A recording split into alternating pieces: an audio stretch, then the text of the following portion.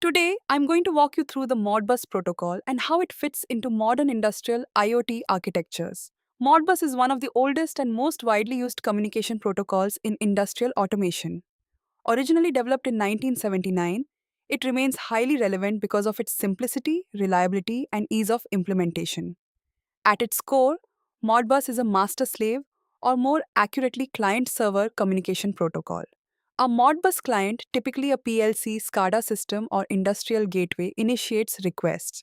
The server, which could be a sensor, actuator, or remote I/O device, responds with the requested data.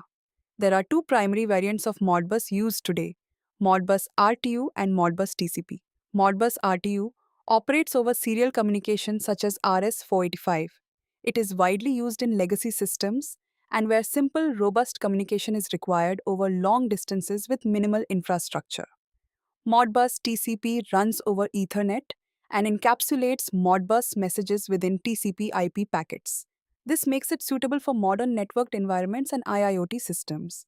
Modbus organizes data into four main types: coils, discrete inputs, holding registers, and input registers.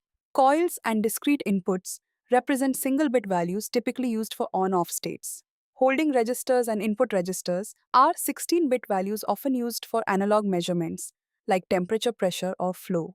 A Modbus message is structured into four main parts: address, function code, data, and error check (CRC).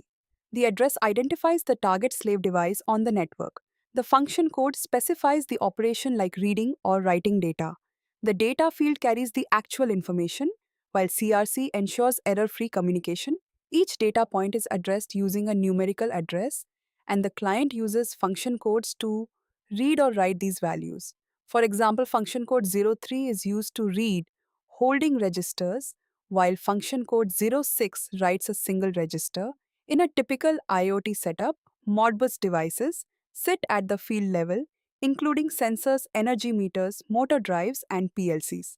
An industrial gateway or edge device plays a critical role, acting as a Modbus client, polling data from multiple field devices. The gateway then preprocesses, aggregates, and converts this data into higher level protocols such as MQTT, HTTP, or OPC UA. This is where the transition from traditional automation to IoT happens as the gateway bridges operational technology with information technology systems. Once converted, the data is transmitted to cloud platforms or on premise servers for storage, visualization, and analytics. Engineers can monitor performance, detect anomalies, and implement predictive maintenance strategies. For example, a Modbus enabled vibration sensor on a motor can send raw data to a gateway which forwards it to the cloud.